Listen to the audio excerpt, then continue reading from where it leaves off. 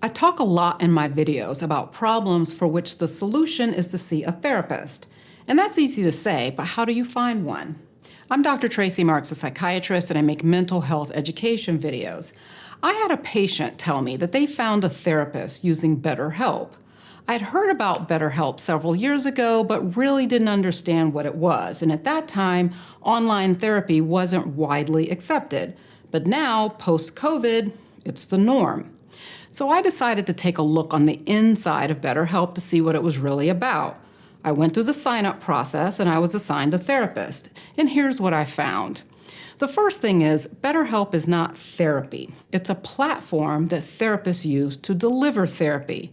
For a monthly fee, you get weekly sessions with a licensed therapist, either by phone or video. You also get to send unlimited messages, for which your therapist will usually respond once a day.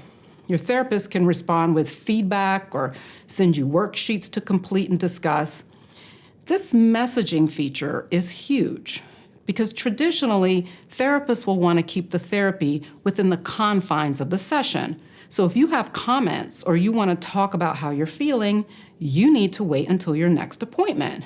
With BetterHelp, there's a live chat feature that you can use if your therapist is available. The live chatting does not count against your weekly sessions and is an additional way for you to talk with your therapist. Another interesting feature is the online journal. I've talked about journaling and how it's a great way to process emotions or work through a problem or just self-reflect. You have the option to make your journal notes visible to your therapist or keep it private. The therapist may use journal prompts as part of your therapy. Here's the feature that I really like. They have these daily groupinars. It's a live online group session. They have several topics to choose from, and it's led by one of the many therapists. And they're super easy to sign up for, and you're not limited. I've attended several of these, and the information presented was very informative. Some of them make their slides available for download, and one therapist gave us a link to his free course on Udemy that went into more depth on the things he presented in the Groupinar. When you sign up, you're asked a series of questions about your preferences. They take that information and match you with a therapist. If at some point you don't think it's a good match, you can request a different therapist. Feeling like you don't click with your therapist happens all the time in traditional therapy. But some people will just stick with the therapist or stop going to therapy because it's a hassle to start over and find another person. The BetterHelp platform makes it an easier process, though, to switch therapists. What's the price? The cost is $60 to $80 a week billed monthly. So that's $240 to $320 for a 4-week month.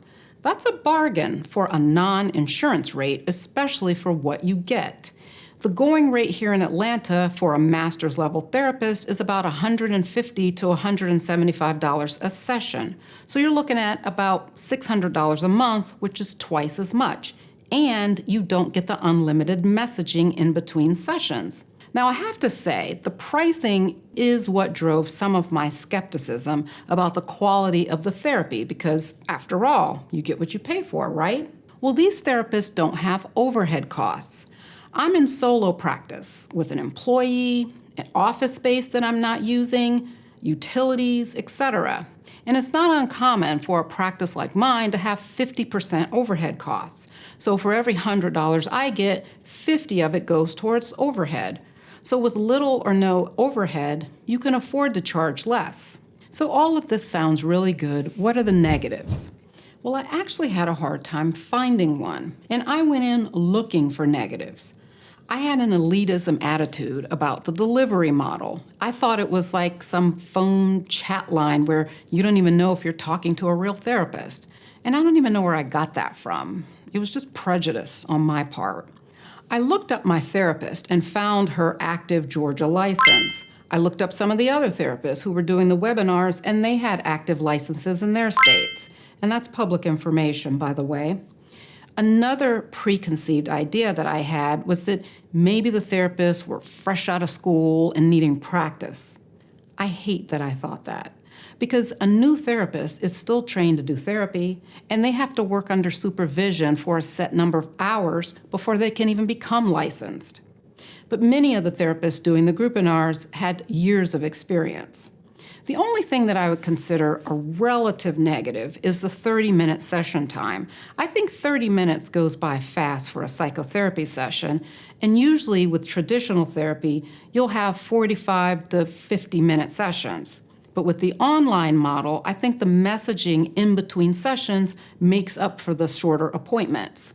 You can cover a lot of ground with back and forth messaging, like getting feedback on homework assignments or discussing some of your journaling. So that's the platform. I went in skeptical about the quality of what you get for the price, but my mind was opened. So I'm thankful options like this are available to make therapy more accessible. Give it a look using the link below, which is betterhelp.com/drmarks. If you sign up for the service, you get 10% off your first month, and I get a referral commission. And I use that to offset the costs of producing my educational content for you. All the best with your therapy. See you next time.